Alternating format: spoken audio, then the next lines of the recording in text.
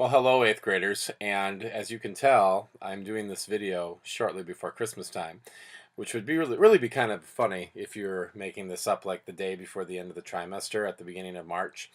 But you know, it's probably, even if you're making it up at the beginning of March, it probably still feels like Christmas. I'm guessing there's still snow on the ground and it's cold.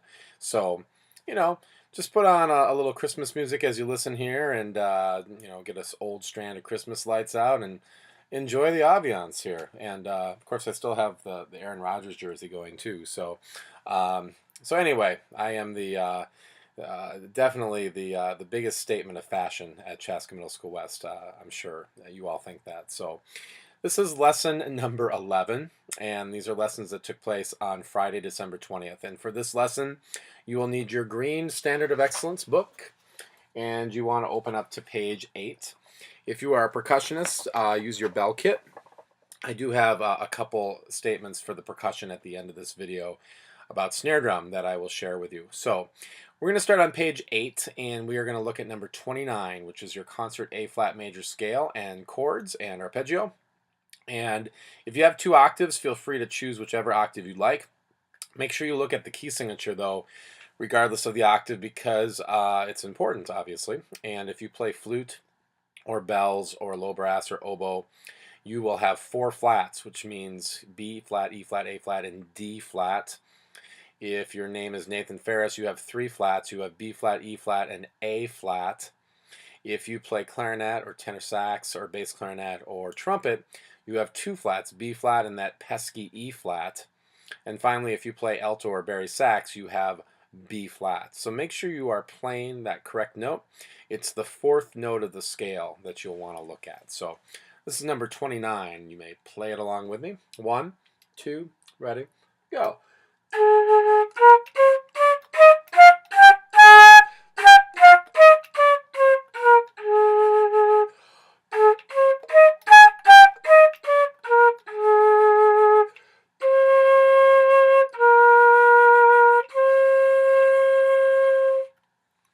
All right, hopefully you got that key signature and those flats. Number 30, same key signature, but it's, for a lot of you, it's up higher. Again, it kind of depends on the octave you just played, number 29. So this will be, for those of you with 4 flats, your high D flat, like trombones, that's 2nd position, baritone, 2nd valve.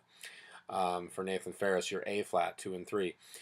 For clarinets, bass clarinet, this will be your high E flat. All right, 1, 2, 3, 1, 2, 3 in the top pinky key. If you play trumpet, your high E flat, 2nd valve. Okay, Peter, 1, 2, 3, 1, 2, 3, top pinky. Bass clarinet, same as the clarinets. And finally, for the alto and bari saxes, your high B flat. The other thing number 30 works on is this rhythm that you see at the top of the page in the orange box, and also in the 4th measure and the 2nd and 3rd to last measure. And it's a 16th note, followed by an 8th note, followed by a 16th note. And it's short, long, short, short, long, short. And if you just look at, for example, the 4th measure, it's da-da, da-da, da-da, da-da, like that, all right? Tricky rhythm, but once you get the feel of it, it's actually not all that bad. If you look at the 2nd measure, it shows you how we get to that rhythm by tying the middle 2 16th notes in a group of 4. Short, long, short, like that. Let's try number 30. Ready, and go.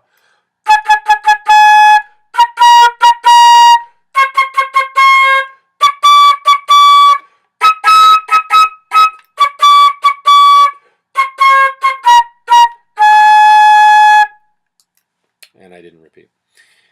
31. This is the one where, if you missed your lesson, which is why you're watching this video, that you should play for me in a recording, number 31. And if you play percussion, you could also play number 29 on snare drum, and I'll talk about that in a minute. But 31, you may do low or high again, and it's La Raspa, and again, it uses that same rhythm we just worked on. Here we go. 1, ready, and go.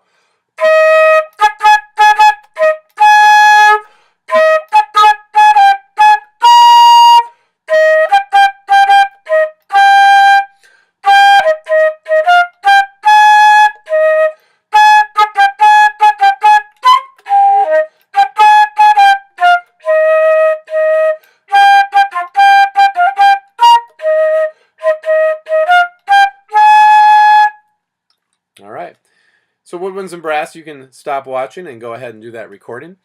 Percussionists, I want you to look at number 29, the other one I said that you could record. And on snare drum, as you look at this, there's lots of rolls. And we talked about rolls, again, quite a bit at this lesson, and I just want to talk you through it again. That very first roll on 29 is a eighth note roll, and we know it as a 5-stroke roll.